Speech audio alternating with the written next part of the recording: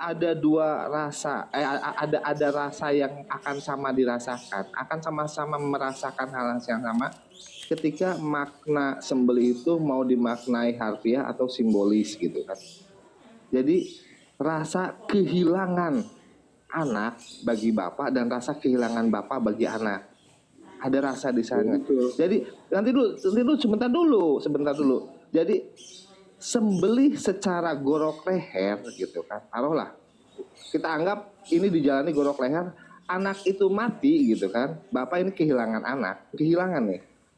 Atau sembelih misalnya simbolis semacam diputus hubungan kedekatan karena harus terpisah jarak misalnya, sama dia juga kehilangan anak, akhirnya rasanya sama.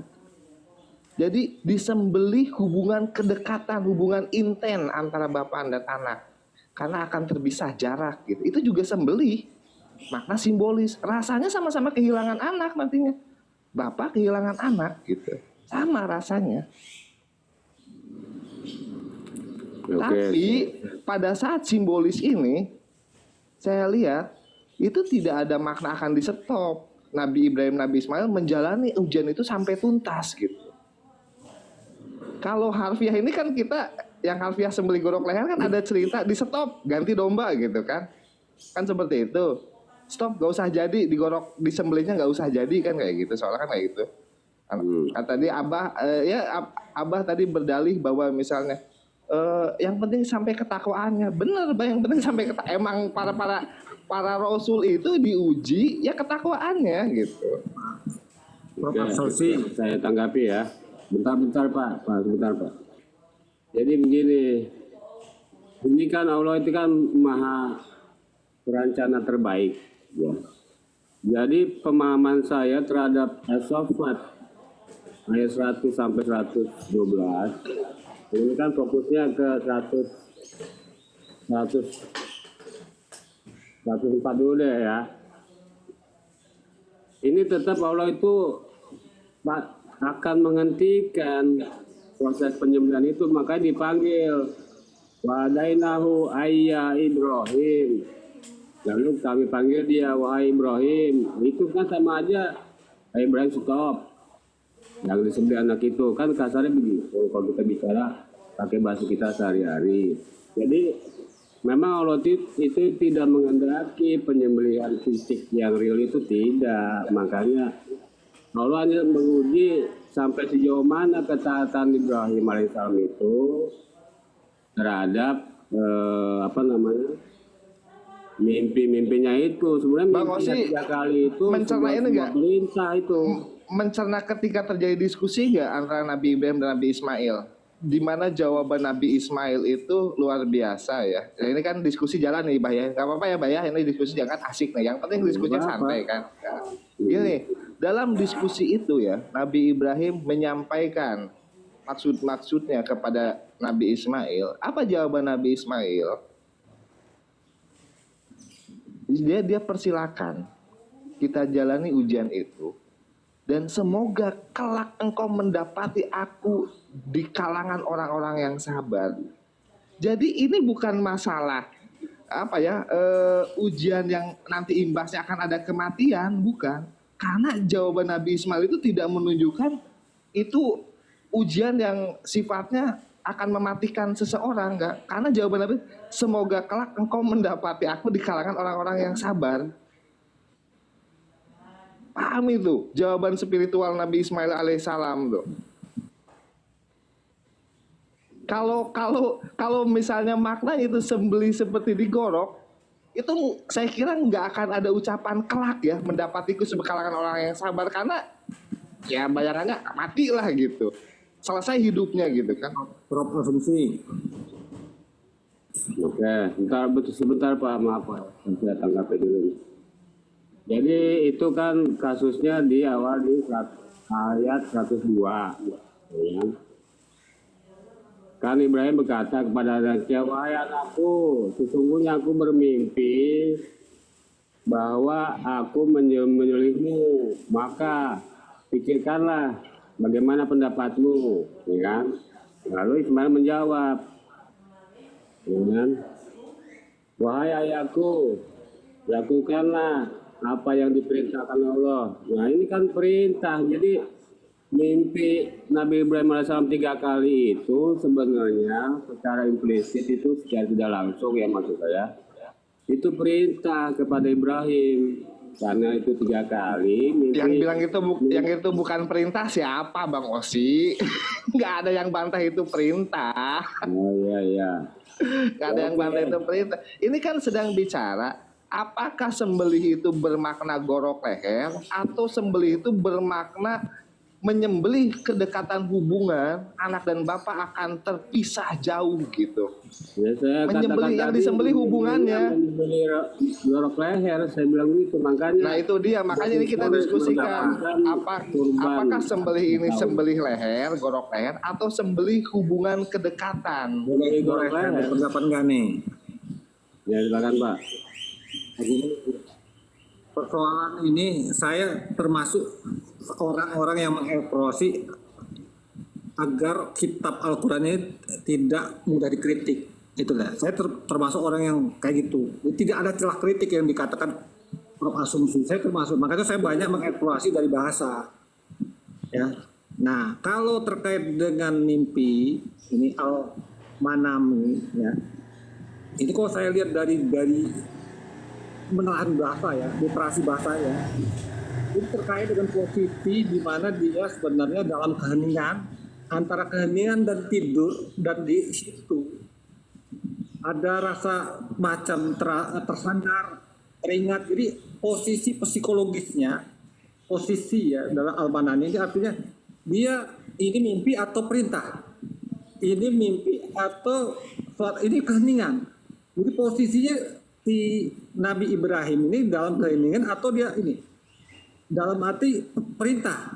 Nah ini dia lagi berpikir keras ya, hingga akhirnya dia diskusikan sama anaknya ya, anaknya berdiskusi ini. Nah terjadilah komunikasi itu. Wah kalau persepsi bapakku katanya ini perintah, silahkan laksanakan. Nah terkait hal ini, proses psikologi ini antara anak sama bapak ini diketahui diakui adanya itu oleh Tuhan gitu. Terkait dengan permasalahan persepsi justifikasi Nabi ini, dia bukan tapi dikasih denda karena ada persepsi begini gitu. Tapi proses kejadiannya ini itu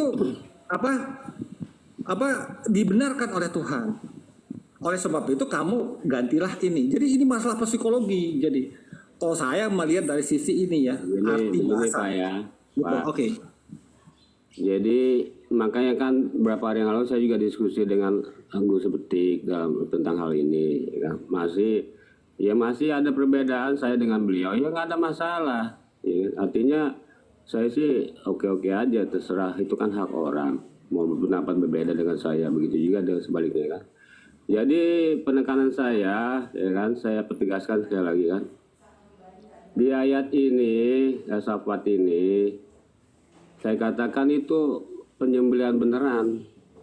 Karena apa? Mimpi beliau memang menyembelih Ismail. Jelaskan kalimatnya ini kan, aku bermimpi menyembelihmu. Apa pendapatmu, wahai anakku? Kata Ismail, ya ayahku, lakukanlah. Jika itu perintah, insya Allah engkau akan mendapati aku sebagai orang yang sabar. Ya ini kan ujian yang berat ini, makanya kan di ayat itu tadi ini 100 berapa nih? 106. Sungguh ini benar-benar suatu ujian yang nyata. Berat ini bagi seorang Ibrahim, udah usia tua, usia kalau kita bicara di Bible itu beliau mendapatkan Ismail itu waktu beliau berusia 86 tahun. Terus beliau mendapatkan anaknya yang kedua, Ishak, ketika beliau berusia 100 tahun. Berarti kan Ismail 14 tahun lebih tua dari Ishak. Nah ini bagi saya ini penyembahan fisik beneran. Karena sudah bermimpi 3 kali beliau ini. Mimpi seorang nabi itu kan benar, tidak mungkin dari setan. Tidak mungkin kecuali kita manusia biasa. Bisa jadi itu setan menyusup ke alam bawah sadar kita. Ini kan kita bicara nabi, manusia spesial kan. Jadi mimpi beliau itu benar. Dan anaknya meyakini bahwa bapak ini nggak mungkin mimpi sembarangan. Makanya diganti itu pada saat dibaringkan keningnya, pelipisnya ke batu. Ketika mau melakukan penggorokan, datanglah suara kan, Allah kan, di satu tempatnya kan. Lalu kami panggil dia, wadainahu ayya Ibrahim. Lalu kami panggil dia, wahai Ibrahim. Ini kan secara nggak langsung kan menyetop proses akan disembelihnya itu, di-stop. Karena Allah tahu tidak akan membiarkan Ibrahim menyembelih anaknya, tidak akan. Itu garis bawahi. Tidak akan terjadi proses penyembelihan itu. Tapi kan mimpinya berkata begitu. Tapi Allah tidak, Allah menghendaki penyembelihan anaknya itu tidak akan terjadi. Makanya digantilah Ismail itu dengan seekor kibas yang besar, bizibin azim, ya kan, dengan sembilan yang besar. Maka dari itulah alasan kenapa umat Islam sedunia pada setiap tahunnya pada hari raya Idul Adha melakukan penyembelihan korban. Kalau enggak, dari mana landasan kita ini melakukan korban? Kan nggak mungkin umat Islam melakukan korban. Bang Osi, biar diskusinya seru, coba yang lain seisi Komal ini juga diikutkan diskusi. Iya, sebentar ya. Biar seru gitu Abang diskusinya. kemana ya? Sebentar. Iya, Abang iya. monitor bang. Ada, Abang ada. gimana bang? Ada. Oke. Iya. Silakan. Itu tadi Bapak Abdul mau menanggapi atau menambahkan tadi bang? Enggak, saya mau nanya ini dulu. Mau saya nanya ke Iya, Tristan dulu. Assalamualaikum Tristan. Ini di dalam surat As-Saffat tentang Nabi Allah Ibrahim alaihissalam menyembelih Nabi Allah Ismail alaihissalam ini, apakah memang itu terjadi peristiwa itu, atau itu kata-kata alegoris? Nanti silakan saling melengkapi antara Bang Tristan sama Pak Ustaz Ahmad. Iya betul, Bah. Biar seru, Bah. Ya silakan. Iya.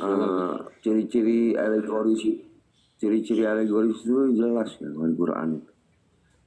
Contoh matahari tenggelam di lumpur yang hitam, atau tangan Allah di atas tangan mereka. Kalau ini kisah, cerita. Nah, kalau cerita ini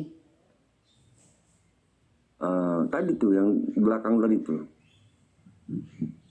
ya abatif alma tu'mir satajaduni, dan seterusnya itu. Matuf al ya ilaika, saya lupa ingat ya. Wahai ayahku, buatlah apa yang diperintahkan kepadamu, niscaya engkau akan mendapatiku adalah termasuk orang-orang yang sabar. Dari awal kalau ini kiasan agak kacau ya, karena di As-Saffat 99-nya gini loh, Rabbi habli minas solihin, ya Allah, berikanlah aku keturunan dari yang soleh, gitu. Yang muncul anak yang sabar, gitu. Nah, peristiwa ini sebenarnya ujian sih, masuknya ke Al-Baqarah 124. Gitu. Baqarah 124 ini lalu kami uji Ibrahim itu dengan beberapa perintah dan larangan. Nah, sebenarnya poinnya ini, poin ujian ini, Mbak, kita aja nih, biar nggak panjang lama. tergerbong sama. Ingat Tabah 24 bah. Karena kau jadikan anak-anakmu istri-istrimu yang khususnya lebih kamu cintai daripada Allah dan Rasulnya. Tujuannya ke sana bah. Ini bukan perumpamaan ini. Dari Syekhul Kalamnya juga ayat-ayat Muhammad ke mutasabihat juga. Ini bah.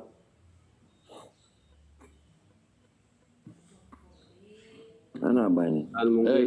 Ini Pak Ustaz Ahmad kenapa jatuh? Mungkin Gus Petik, silakan Gus. Jatuh tadi. Ada saya dia Ustaz Ahmad alergi ada saya.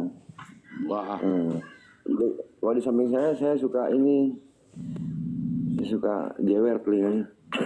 Suka menularkan wabah penyakit, bah. Saya, bah. Iya. Mungkin Gus Petik ingin menanggapi atau yang lain ya silakan. Dengan perumpamaan siapa? Saya baru datang nih. Selamat pagi semuanya. Aku itu. Tadi di mute dulu Bapak, yang baru naik di mute dulu ya, nanti Manuel. singkat. Islam apa Kalau itu Kristen? perumpamaan gini pertanyaan saya, Bah. Bah. Kristen. Kalau itu perumpamaan saya bertanya begini.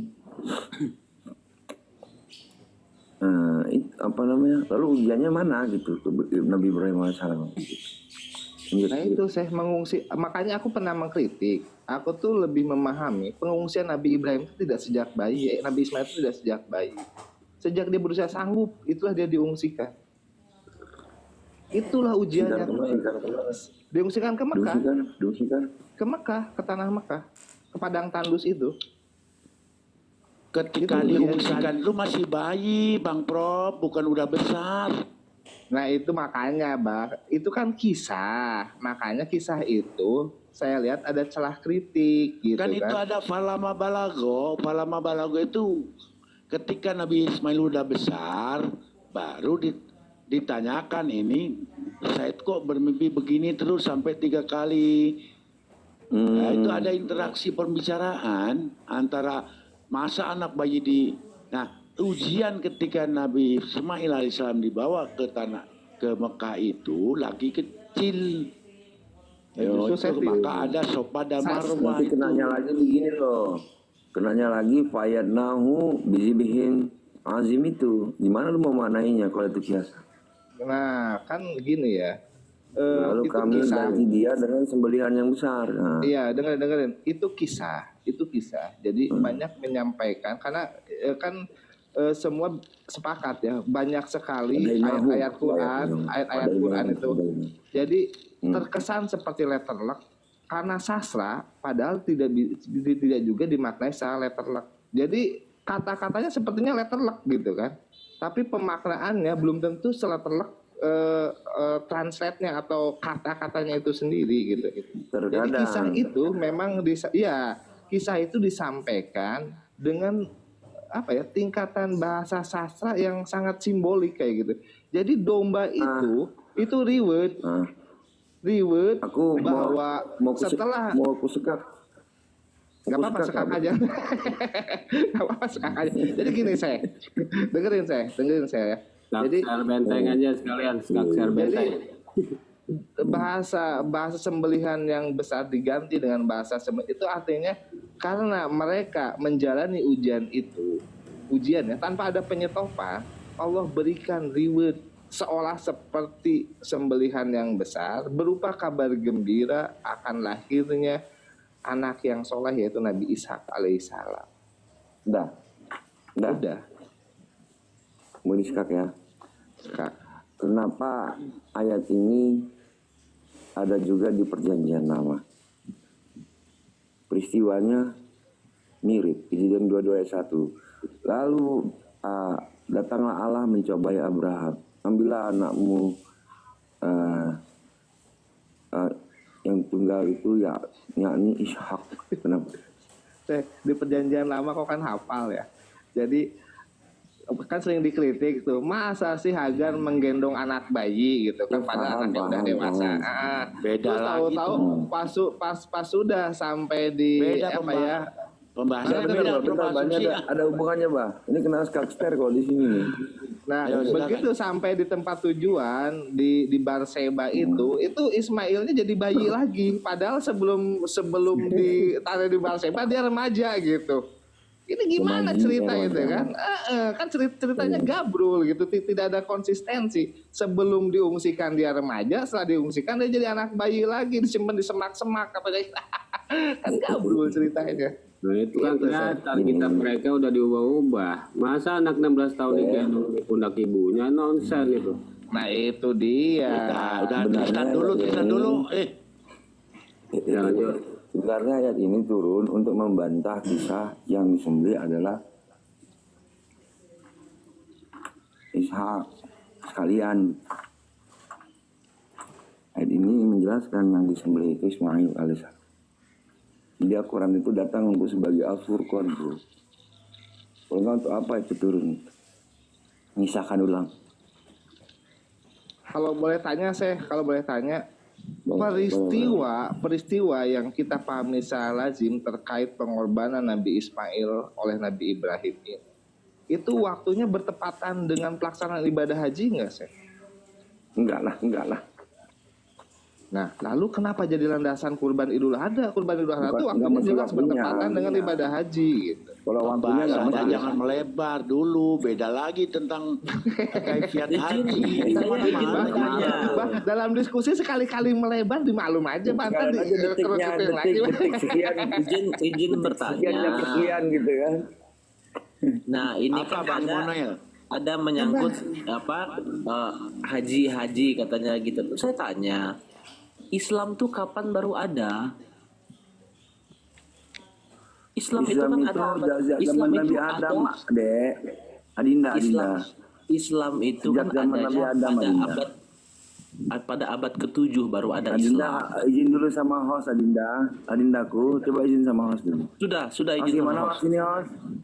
Enggak, nanyanya sekitar tentang penyembelihan Ismail. Oke, Ya, pertanyaan kalau saya, enggak dulu. Nah, jangan dibiasakan kayak di koma lain ya, tolong. Karena di sini ada keputusan kejam di sini ya. Jadi ini loh. Jadi kalau sampean nanya Islam itu baru datang nanti dikembalikan kapan sampean Bible tahu tentang Bible itu? Kan juga baru. Itu nanti berbelit di situ. Ya kan? Dan jangan disangka kami umat Islam ini meyakini Bible, enggak. Makanya saya itu selalu memberikan statement berpaham. Nggak mungkin, Oke, nggak apa-apa, Bang. nggak mungkin membuktikan satu barang itu secara jelas kalau alatnya saja rusak. Maka saya nggak pernah pakai alat yang rusak untuk membenarkan sesuatu, kan gitu. Silakan Tristan. Nanyanya apa yang lain? iya, Jangan itu. seputar Beda Ibrahim, Ah. seputar Ibrahim saya bertanya. Nah, yang saya mau tanya begini, Alkitab jelas mengatakan bahwa yang akan disembelih itu Ishak. Sedangkan Al-Quran tidak pernah menulis nama Ismail, hanya anak Ibrahim. Sedangkan anak Ibrahim itu ada dua, Ishak dan Ismail.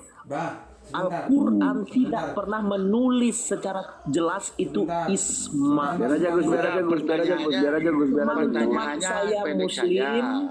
teman-teman saya yang Nih, Ustaz Bang tidak Immanuel. mengakui Bang tidak Immanuel. tidak ada nama Ismail. Bang Immanuel, saya peringatkan ya. Nah, biar aja saya Kalau tangani. nanya saja, Biar saya jangan tangani. menerangkan. Gitu loh. Nah, Iya, maka jawab silakan dulu. untuk dijawab. Iya, Al-Quran tidak Kalau pernah menulis sampean- Ismail. Ya, Jelaskan. kalau sampean jelaskan, Pak. ingin menerangkan, nanti saya nanya gitu loh. Iya, tolong jelaskan kenapa di dalam Al-Quran tidak ada tertulis nama Ismail. Nah, silakan, gitu aja udah. Silakan Iya, untuk iya. menjawab. Oke, biar saya Karena- jawab. Mas Immanuel, Moga. Jawab lah, Gus. Mas Immanuel, ini Bang Immanuel biar dulu. Dabling ini. Ah, lanjut, Gus. Mas Immanuel yang terkasih.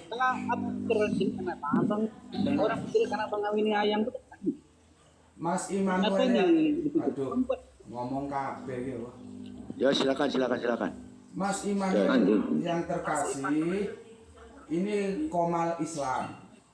Kami sedang mendiskusikan apakah ya pemahaman tentang sembelihan ini ya itu harafiah atau metafora. Kami tidak sedang mendiskusikan siapa yang disembelih, Ismail atau Ishak. Ya, tolong diperhatikan itu. Kalau mau naik koma lihat dulu tajuknya kemana ini arah diskusinya. Saya tidak akan menjawab itu ya, karena nanti akan out of the topic atau out. Kalau Anda mau tahu penjelasan saya, silakan lihat di channel YouTube-nya Gus Beti, Subandite Sukoco. Silakan lihat di sana, ketik ya siapa yang anak yang dikorbankan, di sana sudah ada beberapa seri. Itu yang bisa saya jelaskan. Saya hanya minta jawaban mana Ismail dalam. Jangan biasa jawab ini pendek-pendek aja. Nggak bisa jawab Nggak berarti ada, ya. nggak ada. Nggak bisa jawab ya. Nggak ada nama, nggak Nggak ada bisa namanya jawab di situ berarti. bang. Ya nggak bisa bang, karena nggak ada kata Ismailnya yang disembelih bang. Tidak Ya. tulis nama Ismail. Itu jelas. Nggak ada. Nggak ada nama Terus? Ismail. Sebentar. Terus apa? Terus Iya. bagaimana? Nggak ada nama Ismail itu. Kenapa Muslim mengaku dia Ismail yang mau disembelih? Kenapa? Ya, terus apa Mana? bedanya? Kenapa? Bentar bang. Pertanyaannya. Ya silakan. Bentar bang. Kita mau cari kebenaran loh. Udah, Kita cari silakan. kebenaran. Udah. Asumsi. Silakan Abang dijawab. ini jangan kayak perempuan dong bang. Abang kan laki-laki bang. Kalau perempuan itu kalau laki-laki itu sekali aja Habis udah. nih, hanya itu pertanyaan saya ya. Tidak. Ya udah terus ditutup. Kalau udah nanya udah Berarti ditutup. Al-Quran tidak lengkap. Ini Tidak Nah, sempurna. itu Anda kesimpulan itu. Itu jelas faktanya. Itu namanya kesimpulan.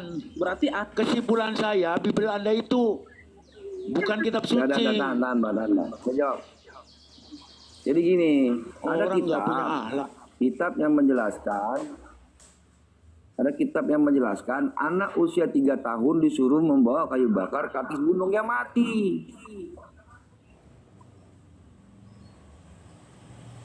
Jadi hancur sebenarnya kitab itu. Dan Anak usia 3 tahun, Mbah, Tristan, nggak usah disuruh bawa kayu Tristan, bakar ke atas bukit. Tristan, nggak usah dijawab. Lanjut yang tadi aja. Nggak usah dijawab. Jangan mau masuk. Iya. ke- Tidak Nggak berjawab. usah dijawab. Jangan mau masuk ke irama yang mau dia mainkan. Kita Iya, tidak enggak. mendiskusikan siapa yang disembelih. Lanjut Iya, Gus. Berarti kan hancur dengan usia 3 tahun anak disuruh membawa kayu bakar ke atas gunung. Udah mati anaknya. Udah nggak usah dijawab. Lanjut. Itu Kita ke Prof ini. Prof, kitab silakan Prof. suci. Itu Kitab suci itu. Abah juga salah, bukan kitab suci itu kok. Itu kitab dongeng kok. Yang di sini udah paham arah diskusinya, jadi biar seru diskusinya dan biar komprehensif. Yang lain silakan Gus Betik atau Pak Abdul Jalil atau siapa silakan. Ya kembali ke laptop udah, kembali ke laptop deh, fokus ke topik. Iya, pembahasan kita aja. Melebar kemana-mana. Ya, tadi maksud saya begini, ayat itu, sedikit aja ya.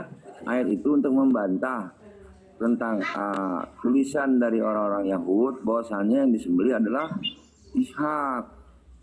Nah, itu menjelaskan yang disembelih adalah Ismail alaihissalam. Gitu.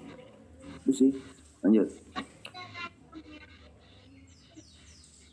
Yang 102. Izin nanggapi apa? Monggo Pak Abdul Jalil, monggo. Iya, rasanya bibir saya udah bisulen nahan dari tadi ini. Dari tadi. Jadi gini apa ya?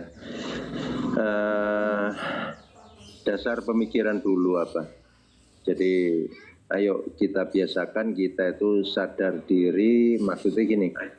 Saya mengingatkan diri saya pribadi bahwa al-insanu tetap mahalul khata' wan nisyan ya.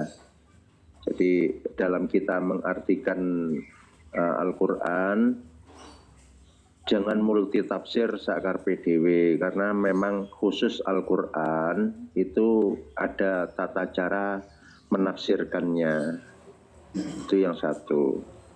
Dua, secara garis besar Islam itu sangat menekankan bahwa kita itu harus meyakini adanya kitab-kitab yang dibawa sebelum Islam. Akan tetapi kitab-kitab tadi tidak dipungkiri, ya, tidak dipungkiri bahwa kitab-kitab itu ada yang murni, ada yang sudah dipalsukan. Yang murni banyak sekali yang sudah tidak memiliki kitab aslinya, contohnya Taurat, Zabur, dan Injil. Yang ada berkeliaran saat ini itu adalah yang sudah multitafsir, itu yang pasti. Kembali lagi, hati-hati bahwa manusia itu tempatnya salah dan dosa, di mana kesalahan itu sangat rentan. Nah, makanya ketika memaknai, apalagi menafsirkan Al-Quran, benar-benar harus berilmu dulu, berilmu untuk menafsirkan, maksudnya bukan berilmu yang lain ya. Jadi secara harfiah, ma'nawiyah, di mana di dalam Al-Quran itu juga mengandung kisah, hukum, dan lain-lain. Supaya tidak rancu pembahasannya, jadi ayo kita manai secara garis besar tadi, satu. Dua, garis besarnya itu juga adalah gini, kalau dalilnya lupa, tapi artinya gini, bahwa manusia itu berbuat baik aja salah, apalagi berbuat salah. Satu contoh. Nah, ini agak panjang sedikit, tapi biar kena nanti poinnya. Seorang suami atau seorang anak laki-laki ketika sudah menikah, itu pasti bertanggung jawab pada istrinya. Ketika dimaknakan nafkah itu pembagiannya sudah jelas, ketika dimaknakan bahwa berarti ketika dia menafkahi istrinya berarti nggak sayang sama ibunya dong. Padahal nafkah itu adalah perintah agama. Kalau diartikan liar, itu berarti di mana orang itu harusnya punya kewajiban atau berbuat baik, itu aja masih salah menurut manusia yang lain. Karena dia dengan meninggalkan kebiasaan lama, dia masih bujangnya semua gajinya itu diberikan ibunya. Ketika dia menikah, maka sebagian gajinya itu nanti akan diberikan kepada istrinya, atau dia sudah tidak begitu sayang lagi kepada orang tuanya. Nah, dari contoh yang tadi itu juga bisa ditekankan kepada kisah yang lagi kita bahas ini, di mana ketika Allah itu sudah dalam Al-Quran itu sudah berfirman sedemikian rupa, itu jangan dimultitafsirkan tanpa ilmu yang pasti, tanpa ilmu yang benar-benar mendasari bahwa orang itu boleh menafsirkan Al-Quran. Bang Abdul, ya. ngapunten Gi, di sini sebenarnya udah paham semua, cuman ini untuk menggali khazanah Islam saja. Iya, paham. Bukan niat mau menyimpangkan tafsir. Antum dari tadi 3 kali Oh iya. gitu. Nah, saya juga di sini paham semua. daripada kami ngebahas Yesus terus, Bang. ngebahas, Iya, bener. Yahweh yang gak jelas itu. Betul sekali. Makanya saya juga gitu tadi. Seru kayak gini-gini nih. Betul. Karena gini Bang, saya juga sendiri sebenarnya karena gini, ini garis besar yang ingin saya sampaikan tadi yang sempat terpotong ya, bahwa di Islam itu sangat meyakini bahwa adanya kitab tersebut. Tapi apa iya kitab yang mereka yakini saat ini itu harus kita yakini dalamnya? Oh enggak. Padahal ini kalau kita kalau abang ini keliling-keliling Komal, semua tuh zikirnya Yesus. Iya betul. Makanya ini nanti penyampaian saya tadi kan sudah bilang ini agak panjang sedikit supaya nanti kena gitu loh maksudnya. Karena kalau bagi saya pribadi ini mohon nanti kalau ada yang nggak cocok disangkal. Mengimani. Justru saya tuh mau nanya ke Abang Abdul Jalil kalau tahu tentang ya abati itu. Kok pakai ya abad? Itu kan abaun itu jamak itu. Kok enggak ya abu gitu. Itu saya dari dulu bingung saya tuh. Yang mana? Karena ya abatif al matu'mir gitu. Artinya Matur, Ya abadi. Ya abadinya abun-abun. Kenapa ini tuh ya masalah, abadi? kalau masalah itu nanyanya ke Pak Ustadz Ahmad. Monggo. nanti Ustadz Ahmad Kenapa itu yang pakai ya abadi? Assalamualaikum. Malah. Waalaikumsalam, Muhammad Ustadz Al. Waalaikumsalam Monggo warahmatullahi silakan Kan menerangkan mufrad itu, kenapa pakai ya abadi itu abadi. kan jamak itu. Oh, Bang iya. Abdul dulu, Bang Abdul dulu. Enak nih Bang Abdul ini Ya, senang saya. kalau emang Karena udah mengembalikan ke rel. silakan. Oke, kita lanjut sampai mana wis tadi? Aduh, orang kalau udah tua. Dongeng. Baik kitab dongeng. Lanjut. Ya, ini tadi saya spill. Mohon waktunya 5 menit aja Pak, kalau boleh Pak. Masalahnya nanti akan muter-muter supaya nanti closingnya kesimpulannya dapat gitu lah ya. Jadi yang diartikan bahwa kita jadi artinya ketika kita itu meyakini kitab-kitab mereka, kitab yang mana dulu? Karena kalau kitab yang saat ini itu ada banyak sekali yang multi tafsir, kan begitu ya. Kita yakin sama Injil yang dengan bahasanya Biblos. Akan tetapi yang saat ini yang ada yang banyak diyakini oleh orang lain, kita kan juga banyak kontradiksinya. Berarti kita nggak meyakini di dalamnya 100% karena sudah multi tafsir tadi. Nah, seperti itu. Nah, kembali lagi ke penyembelihan tadi. Jangan sampai dikomparasi dengan kitab mereka. Apapun yang ada di dalam Al-Quran, ayo kita tunduk kepada yang mereka benar-benar ahli tafsir. Gitu loh. Jadi jangan diartikan lagi. Memang banyak pro kontra di antara kita karena memang kita nggak menafikan bahwa di dalam Qomal ini itu kita memang beda-beda pondasi. Ada yang pondasinya keimanannya dari kecil emang dari cerita, ada yang memang niat mengaji, ada yang memang ahli tafsir. Ayo kita diskusi santai di sini, akan tetapi tidak melupakan tadi dasar-dasar yang sudah diterapkan dalam menafsirkan Al-Quran. Gitu. Oh, banyak yang hilang tadi, diputus ini Pak. Sarafku langsung putus semua ini mau nyampein apa Ya tadi. udah, yang inget aja. Kalau orang udah tua ini loh Pak, kendala saya itu ya anak itu ngelibet terus ini saya juga harus sopan sama konsumen kalau ada konsumen. Jadi itu sedang disembelih pemahamannya, makanya terputus pemahaman. Oh ya, terus ini untuk pengertian sembelih tadi, ayo maknanya apa, ditafsirkan seperti apa, kita imani. Bukan berarti ini dogma ya, bukan.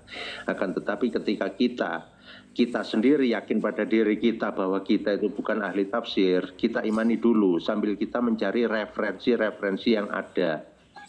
Bukan berarti kita nggak boleh berpikir, nggak boleh berasumsi, boleh. Justru itu menunjukkan bahwa akal kita itu sehat. Nah di situ di kata penggorokan, penyembelihan, kalau bagi saya pribadi, di mana di situ kalau kata sembelih, yaitu tetap sembelih koyok ngono iku, seperti itulah nyembelih. Akan tetapi itu tadi orang berbuat baik saja masih diartikan jelek, apalagi berbuat jelek. Jadi kalau dalam kata penggorokan tadi yang maknawiyah yang perlu ditarik kesimpulannya, di mana Allah itu sedang menguji Nabi Ibrahim sampai di mana kecintaannya terhadap anak yang dia rindukan atau kepada Allah. Kan seperti itu. Jadi kalau gorok, berarti kejam dong. Islam mengajarkan kekejaman. Nah, terus nanti setelah digorok nanti tangannya buat siapa? Terus kepalanya buat apa? Itu nggak selesai pembahasan seperti itu. Karena liar itu. Nanti kalau dikejar itu liar. Gitu. Makanya saya berpesan, ayo kita sama-sama diskusi menemukan bahwa di Qomal ini itu kita beda pondasi, akan tetapi bukan berarti yang berbeda itu tidak berilmu. Sampun monggo wis kadung pedot kabeh hilang nanti mau. Lupa nggak bawa catatan Pak. Harusnya tadi tak catat langsung itu. Ini sambil melarikan diri dikerubuti anak-anak. Nah, monggo lanjut Pun. Hilang kabeh. Silakan Pak siapa Pak Ustadz Halo Pak Ustadz Ahmad. Assalamualaikum. Kenapa di dalam itu ada narasi ya abadi? Ya jawabannya sebenarnya. Oke, saya nanggapi dikit ya, Pak ya. Ya mau. Oke, saya dikit aja. Ya. Jadi begini ya, saya secara umum dulu ya sebelum merujuk ke bahasa tadi ya. Ada yang saya pahami bahwa dalam ilmu tafsir itu ada yang bahasa umum itu ada yang esoterik dan eksoterik. Esoterik itu adalah memasukkan pemahaman luar ke dalam makna yang dikehendaki oleh ayat itu sendiri. Sedang esoterik itu kita memanahi sebagaimana yang dikehendaki oleh ayat itu terhadap apa yang diperintahkan. Nah, jadi sesuaikan dengan konteks ayat itu esoterik. Nah, kemudian dalam ilmu tafsir itu ada dua, ada ayat yang mutasyabihat, ada ayat yang sifatnya muhkamat, ya. Nah, itu kaidah baku dalam ilmu tafsir salah satunya adalah untuk ayat-ayat yang sudah muhkamat tidak boleh ditafsir lagi. Ayat yang muhkamat yang jelas ya. Misalnya makna sembelih ya sembelih maknanya, nggak boleh ditafsirkan bahwa itu maknanya menampar gitu atau menendang gitu, nggak boleh karena itu sudah muhkamat, sudah jelas gitu. Nah, kalau kita rubah itu akan merusak makna aslinya, itu satu. Nah, yang kedua, adapun ayat-ayat yang boleh ditafsir itu adalah ayat-ayat yang sifatnya mutasyabihat atau yang dalam konteks ini adalah ayat yang bisa ada multi interpretasi. Seperti itu. Tapi dalam menafsirkan itu harus menggabungkan beberapa aspek. Di antara aspek sifatnya itu ya.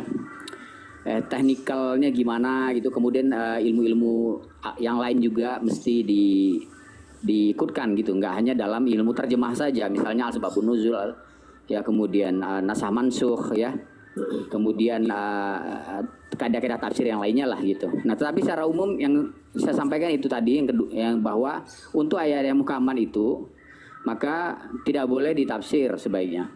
Nah, kecuali ayat itu memang dia multi interpretasi. Ya, istilahnya itu yang sifatnya majasi, kiasan.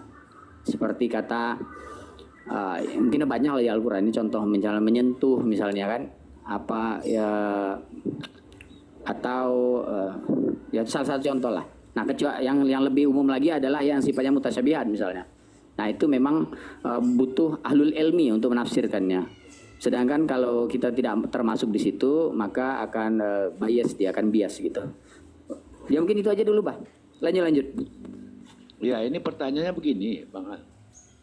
Di dalam as-sofat itu menerangkan tentang perjalanan atau kronologis. Itu tentang penyembelihan pengorban Nabi Ibrahim alaihissalam, itu mengorbankan anaknya karena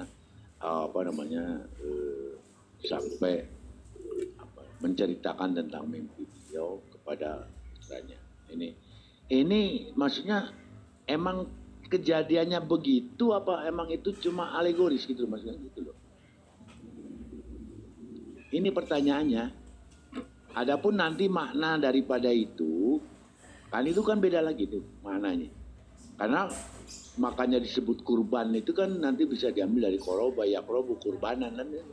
Oh, memang cara mendekatkan diri itu kan dengan cara penyembelihan, dengan cara pengorbanan, memang itulah diantara. Ini yang ditanyakan, itu kejadian itu memang benar-benar terjadi apa enggak gitu.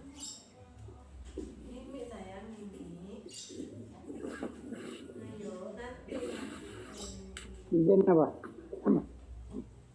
Ya, silakan. Assalamualaikum warahmatullahi wabarakatuh.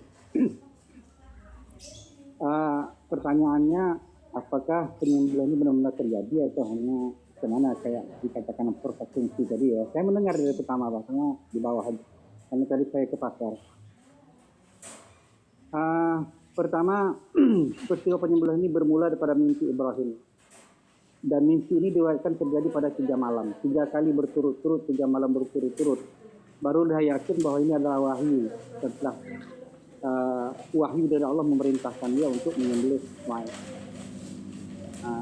Ini saya juga mendengar tadi apa yang diterangkan oleh Bang Abdul Jalil tentang kisah riwayat penyembelihan ini. Bagaimana Ibrahim mengatakan jangankan domba, anakku pun akan kusembelih jika diperintahkan padaku. Ini kan dah merupakan omongan ataupun mungkin janji ataupun nazar atau macam mana. Tapi inilah yang perlu kita ketahui, bahwa inilah menunjukkan bahwa seorang nabi itu maksum. Arti maksum itu bukan tidak bersalah. Maksum itu artinya dijaga daripada kesalahan. Ini arti daripada maksum, bahwa para nabi, seluruh nabi yang 25 yang wajib kita imani itu maksum. Artinya mereka akan dijaga daripada kesalahan. Yang menjaganya siapa? Allah SWT. Jadi Ibrahim ini sebenarnya kalau secara manusiawi, kalau manusia biasa berbuat seperti Ibrahim ini, mungkin Allah tidak akan menolongnya supaya tidak jatuh dalam kesalahan. Salah dia ngomong gitu. Kalau seandainya dia tidak benar-benar menyembelih anaknya, ini kan berarti bohong. Ini kan bohong. Maka Allah buktikan, benar nggak ini? Benar nggak dia akan melaksanakan? Benar nggak bahwa dia akan dituduh orang bohong? Maka Allah buktikan, perintahkan menyembelih anak. Kau tengok Ibrahim ini dilaksanakannya nggak perintah itu. Ternyata dilaksanakan. Allah perintahkan Ibrahim untuk menyembelih Ismail dan Ibrahim melaksanakan itu, berarti terpelihara Ibrahim daripada bohong, maksum. Sama dengan Nabi Ayub, dia kan marah itu kepada istrinya. Dia marah, dia akan mengatakan bersumpah akan memukul istrinya dengan 100 pukulan. Ini kan kalau tidak dilaksanakan, ini kan jadi seorang nabi yang bohong. Maka Allah berikan jalan keluar. Kau kumpulkan lebih 100, pukul 1 pukulan. Udah bisa itu. Udah bisa itu untuk supaya kamu tidak berbohong. Supaya kamu tidak dikatakan tidak menepati janji. Jadi ini jalan Allah untuk menyelamatkan nabinya. Untuk membuat nabinya maksum, tidak berbohong. Dan menunaikan setiap perkataannya. Karena Nabi itu bersifat siddiq. Setiap perkataannya harus benar. Tidak pernah ada yang bohong dalamnya. Disinilah menunjukkan bahwa peristiwa Ibrahim ini peristiwa yang benar-benar terjadi. Satu, karena dia diawalkan dari mimpi. Kedua, proses itu diceritakan. Mereka dibawa ke suatu tempat untuk melakukan persembelihan. Kemudian setelah sampai ke tempat itu, falamma aslama wa sallahu lil jabin. Ketika itu posisi Ismail itu telungkup. Keningnya itu di atas batu. Untuk apa? Ahli tafsir mengatakan supaya Nabi Ibrahim ketika menyembelih Ismail itu tidak melihat wajah Ismail, supaya dia tidak terganggu hatinya ketika mau melaksanakan perintah ini. Dan apakah digorok betul? Digorok betul. Tetapi terjadi penyetopan. Dan tadi dari bawah kan saya dah ketik. Kalimat wafadainahu itu perlu kita pahami, bukan menggantikan. Ya, fadaina itu dari kata-kata tidak. Bukan hanya menggantikan. Kalau menggantikan itu badala yubadilu. Menggantikan. Ini fada. Arti fada itu menebus. Jadi kalau tawanan perang itu, misalnya ada yang tawan ditebus dengan onta, misalnya supaya bisa bebas, itu tebus. Jadi contohnya ayah Nabi Muhammad, Abdullah, ketika itu juga mau disembelih. Kenapa? Karena Abdul Muthalib pernah bernazar. Ya, bernazar kalau anaknya, kalau nggak silap bunyi nazarnya itu, dia kan banyak disuruh anak laki-laki. Semua anaknya kebanyakan laki-laki. Jadi kalau lahir lagi anak itu laki-laki akan disembelih katanya. Dan sebagai seorang ayah yang berwibawa, dia akan menyembelihnya. Tapi saudara-saudara Abdullah ini mengatakan, jangan kau sembelih, tebus aja Abdullah itu dengan 100 ekor unta. Maka disembelih ditebus Abdullah lah, ditebus Abdul Muthalib lah Abdullah itu dengan 100 ekor unta. Itu tidak padai, menebus. Jadi di sini Quran menceritakan menarasikan bahwa wafadainahu, kami tebus, bukan kami ganti. Artinya ditebus nyawa Ismail itu dengan domba. Bizabhin azim, dengan domba ditibas yang besar. Jadi dari runutan peristiwa ini, itu terjadi benar penyembelihan ini. Karena ketika Ibrahim pun menyatakan mimpinya kepada Ismail, ya Ismail, aku bermimpi melihat menyembelih engkau. Dan Ismail tahu bahwa Ibrahim ini nabi dan mimpi nabi ini adalah wahyu. Maka dia langsung tahu bahwa ini adalah wahyu dari Allah. Maka dia mengatakan, qala ya abati fa'al ma tu'mar. Wahai ayahandaku. Ya, jadi tadi kan bertanya abati itu bukan jamak ya, dan tuliskan abati itu bukan jamak. Abati itu tetap mufrad, tetapi untuk panggilan kehormatan, panggilan kesayangan. Kalau dalam bahasa kita, kalau abi itu, abun itu ayah, kalau abati itu ayahanda, ada ndanya. Wahai ayahandaku, kan lebih hormat, lebih dekat, lebih sayang gitu. Tapi kalau ayah aja kan biasa. Jadi kalau ya abi, wahai ayahku. Tapi kalau ya abati, wahai ayahandaku, wahai bapak endaku, itu panggilan kehormatan. Bukan jamak, tetapi tetap dia mufrad, tapi berbentuk panggilan kehormatan. Maka dia menjawab, wahai ayahandaku, lakukanlah apa yang diperintahkan kepadamu. Aku niscaya kamu akan mendapati aku dalam sabar mengikuti perintah ini. Bukan akan datang, tidak. Ketika kau melakukan perintah itu, aku akan sabar, aku akan atur, aku akan terima, aku akan serahkan nyawaku padamu, aku nggak akan melawan ayahku. Jadi diceritakan itu Nabi Ibrahim itu ketika menyembelihkan itu ingin diikat tangan Ismail itu. Dia bilang nggak usah diikat nggak usah diikat wahai andaku. Aku udah ikhlas, sembelihlah. Maka Nabi menyuruhkan Ismail itu telungkup supaya tidak nampak wajahnya. Begitu runut ceritanya. Kalau kita paham ayat 4 itu. Iya. Nah, ini tentu kita akan berbeda paham, tapi perbedaan itu biarin. Ya, jadi kita juga ini belajar sabar mendengar, ya kan? Maka adanya diskusi itu di wilayah kita menguji kesabaran. Ini saya tergelitik sama typingan Gus Petik yang mengatakan tafsir yang dipaksakan agar sesuai dengan dongeng yang terlanjur ditelan. Ini maksudnya apa, Gus? Apa maksud Gus ini Quran itu dongeng apa gimana? Silakan. Oke, saya kurang jelas bah pertanyaannya. Kecil sekali suaranya. Iya, ini Gus Petik typing, yaitu tafsir yang dipaksakan agar sesuai dengan dongeng yang terlanjur ditelan. Ini maksudnya apa, Gus?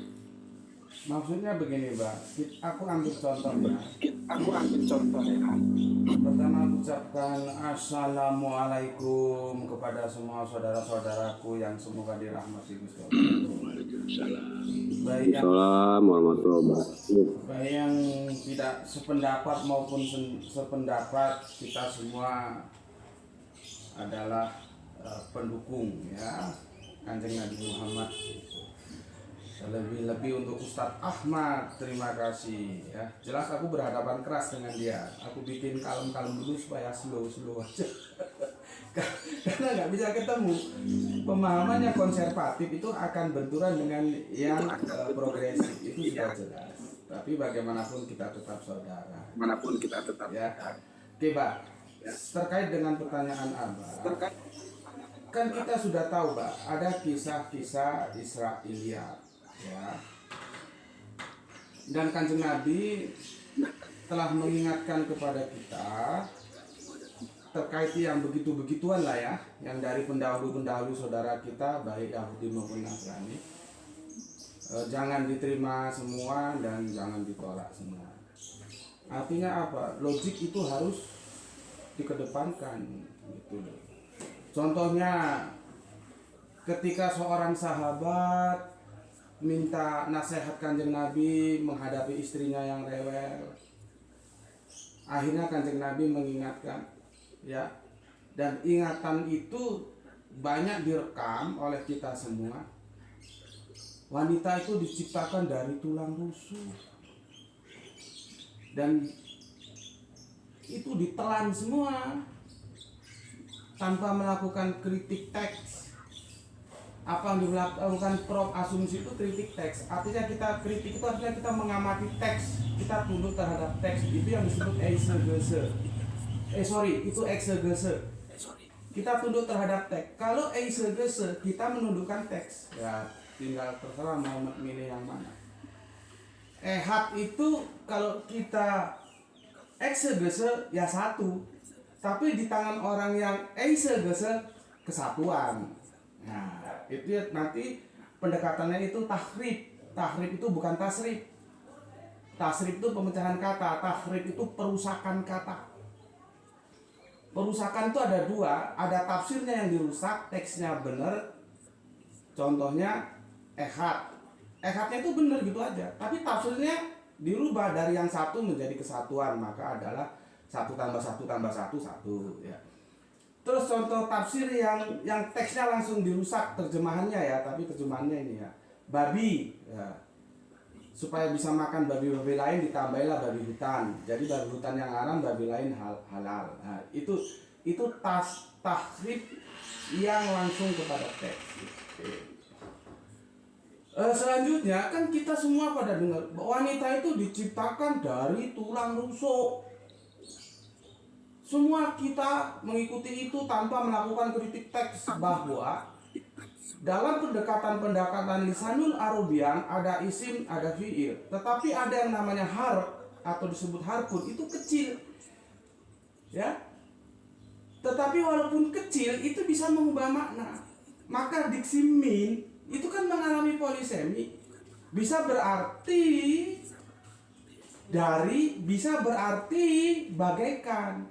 Jadi seharusnya kalau kita mau menjelaskan hadis itu, terjemahannya adalah wanita diciptakan bagaikan tulang rusuk, bukan dari. Dari itu adalah pemahaman kitab Kejadian, kitab Torah. Kanjeng Nabi Adamnya tidur, diambillah tulang rusuknya, dijadikanlah Hawa. Kenapa kita memahami itu tanpa melakukan kritik teks? Karena sudah terjejeli dongeng-dongeng itu gue tolak. Sains tidak mendukung itu, nggak ada orang diciptakan dari tulang meskipun dia perempuan. Tapi bagaikan, artinya, wahai, nggak tahu itu sahabat apa ya di situ ya. Wahai sahabatku, kira-kira gitulah ya. Hati-hati jaga perempuan, dia diciptakan bagaikan tulang rusuk, dibiarin bengkok, dilurusin patah, gitu. Ya, cuman karena sudah terkena dongeng ahli kitab, akhirnya diksi harap min itu nggak dikritik. Wanita diciptakan dari tulang rusuk, wanita dari tulang rusuk dari Hongkong lah. Saya nggak buktikan itu. Maka seharusnya diterjemahkanlah wanita diciptakan bagaikan tulang rusuk. Disitulah fungsi harap kecil, tapi bisa menjadi batu sandungan ketika diterjemahkan salah. Cuman karena sudah tertelan dongeng, ya akhirnya begitu itu seperti di publik. Ya terserah saja, aku kan hanya nyampaikan.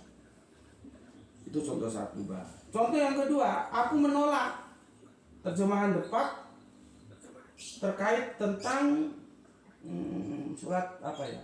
Surat An-Nisa ayat pertama. Bagaimana memahami nafsin wahidatin itu aku tolak. Cuman kan aku bukan hanya mengkritisi, aku juga memberikan tawaran solusi. Kalau mau, kalau nggak mau ya nggak usah diambil. Biar kami ikut itu aja terjemahan Depak itu. Itu biblikal sekali itu. Terpengaruh biblikal gitu.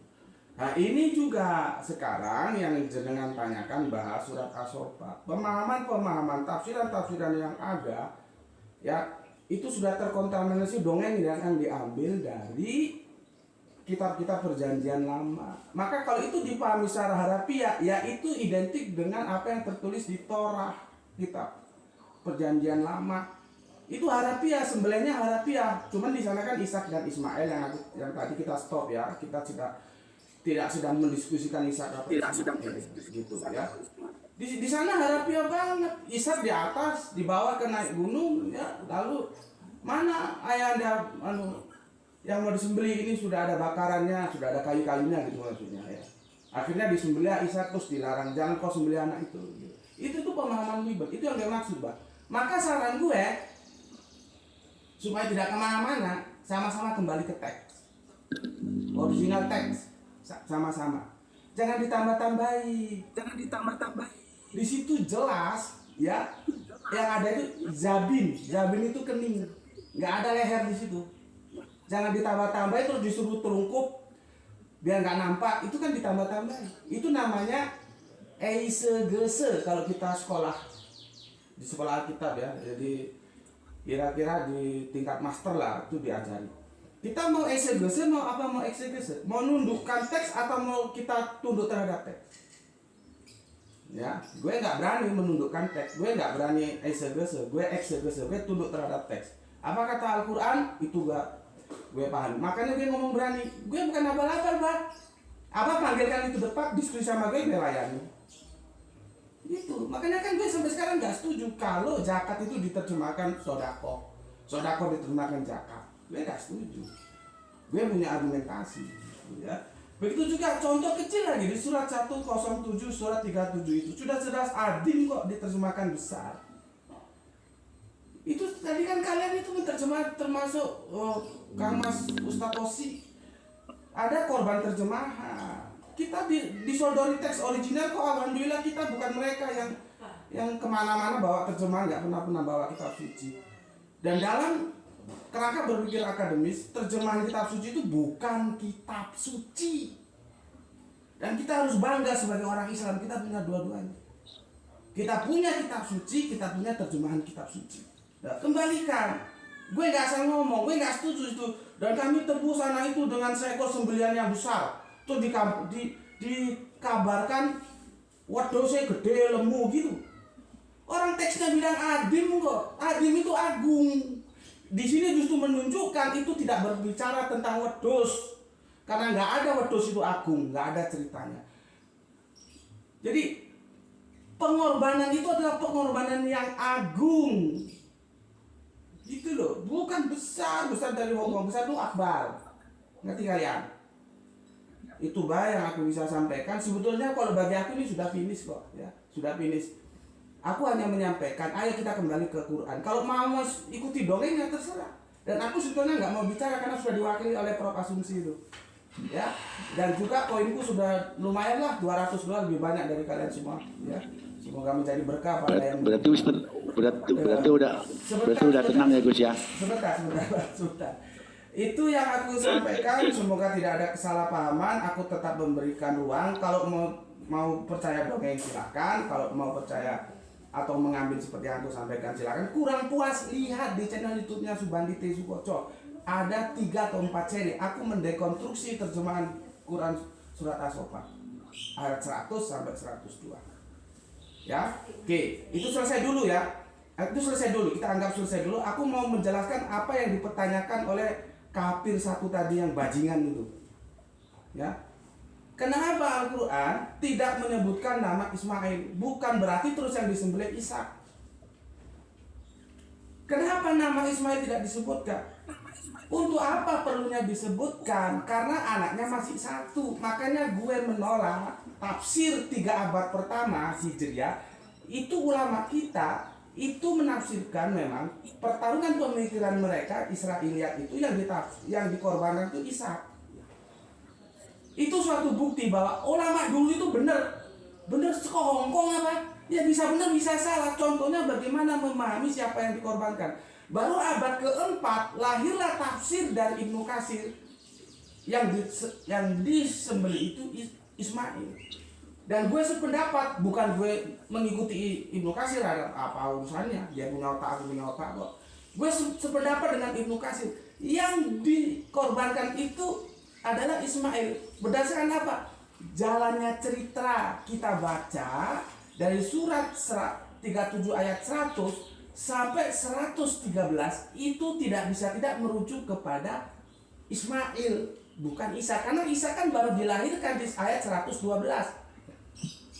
Peristiwa pengorbanan itu, entah itu harafiah metafora tentang asbahuka tadi terserah lah ya, tapi yang jelas dari ayat 100 sampai 111 di sana belum ada Ishak. Bagaimana Ishak mau dikorbankan? Padahal di rentetan ayat itulah berbicara tentang pengorbanan. Jadi supaya kalian nanti kalau ditanya sama bajingan-bajingan itu bisa jelaskan. Sekarang aku jawab, kenapa nama Ismail tidak disebut? Karena anaknya baru 1. Untuk apa disebut? Sudah seperti begini, Gus Beti pergi kemana? Pergi sama istrinya ke pasar. Itu orang sudah tahu bahwa Gus Beti pergi sama Ustaningsih. Kalau otaknya nggak goblok itu tahu. Tapi kan bajingan kafir itu goblok. Dia memang mau mencari kelemahan yang tidak ada dalam Al-Quran. Kecuali nanti subhanallah, subhanallah ridho, aku punya istri 2. Gus Beti pergi ke pasar sama siapa? Baru disebut namanya. Sama Usnake atau sama yang Fitri. Gitu.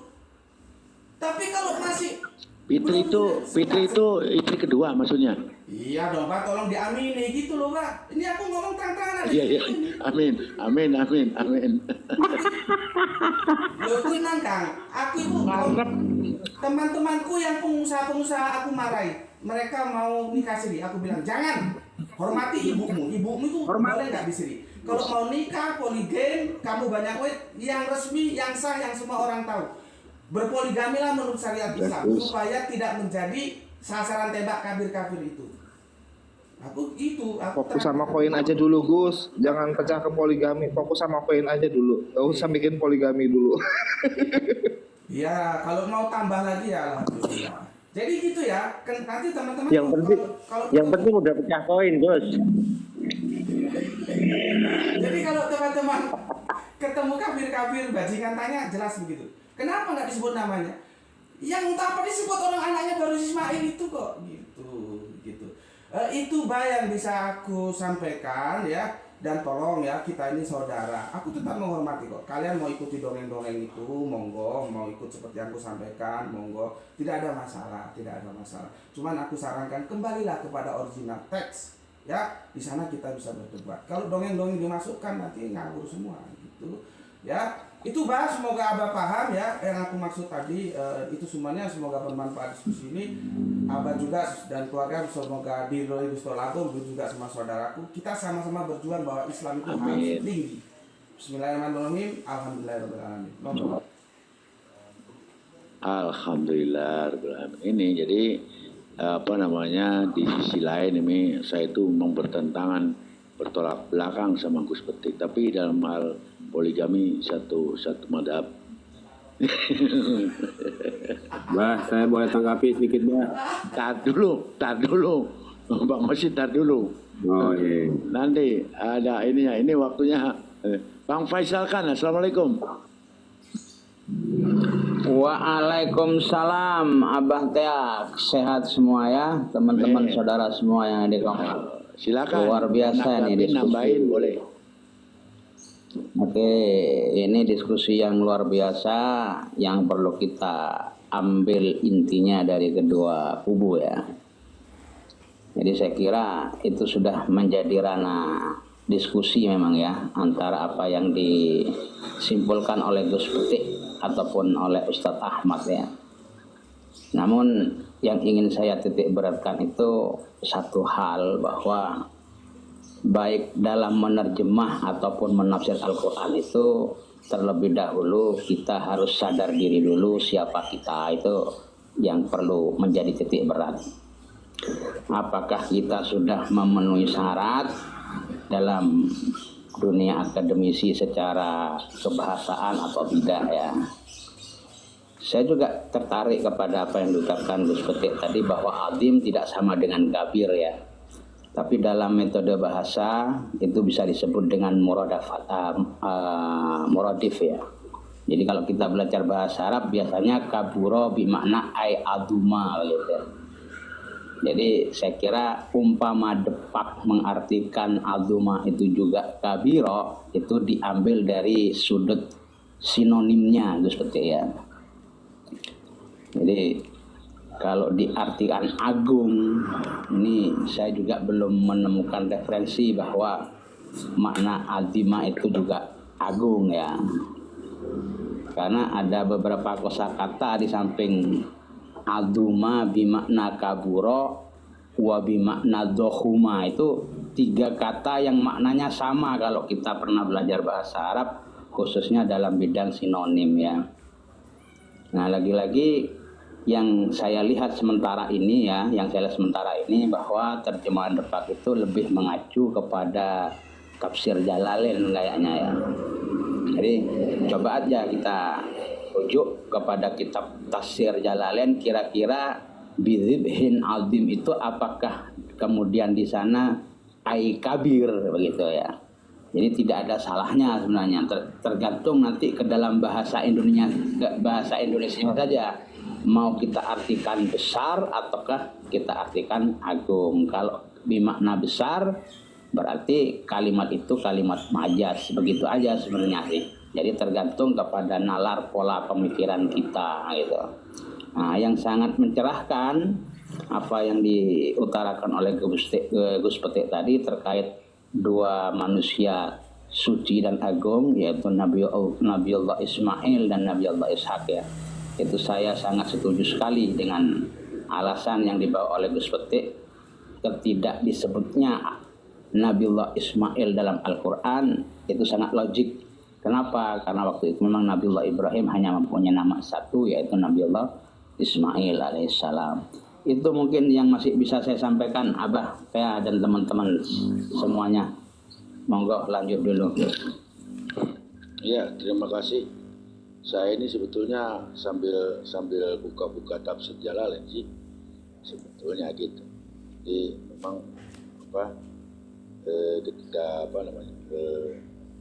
ketika berdiskusi saya itu tidak lepas daripada melihat gitu kan tentang apa yang didiskusikan ya. Nah ini karena di dalam tafsir Jalalain itu yaitu diteruskan di situ bidhibhin itu bikibasin dengan domba ya. Jadi maknanya dan bikibasin. Lalu di selanjutnya minal jannati wa waladi qurbahu habilun ja'a bihi Jibrilu alaihissalamu fadzabahu sayyidu Ibrahim mukabbiron kan gitu kan. Ini apa namanya kalau saya lihat di situ ya. Jadi mungkin salah baca kan nggak apa-apa, yang penting kan intinya saya itu kok kemana ini Bang Al? Oh iya ini jadi memang saya selalu kalau diskusi itu ya memang itu sambil melihat mana itu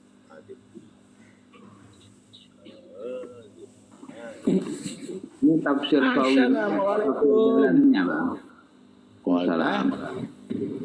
Ini tafsir Sawi apa tafsir Jalalainnya?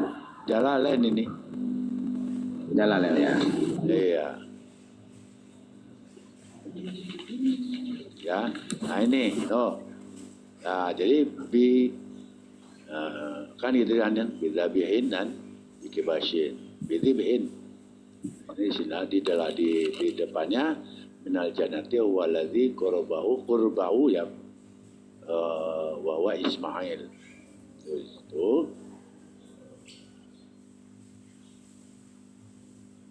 Itu diantaranya. Lanjut, siapa yang mau ini? Sedikit ya Pak ya. Jadi ketika ujian itu terjadi kepada Nabi Ibrahim alaihissalam dan Nabi Ismail alaihissalam,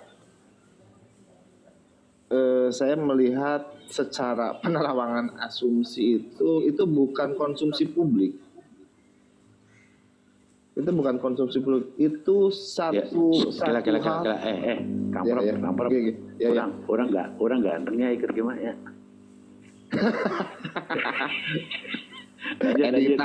Editan Pak. Lanjut. Ya. Jadi saya memahami tidak ada satu orang di luar keluarga inti Nabi Ibrahim yang tahu peristiwa ini. Ini privasi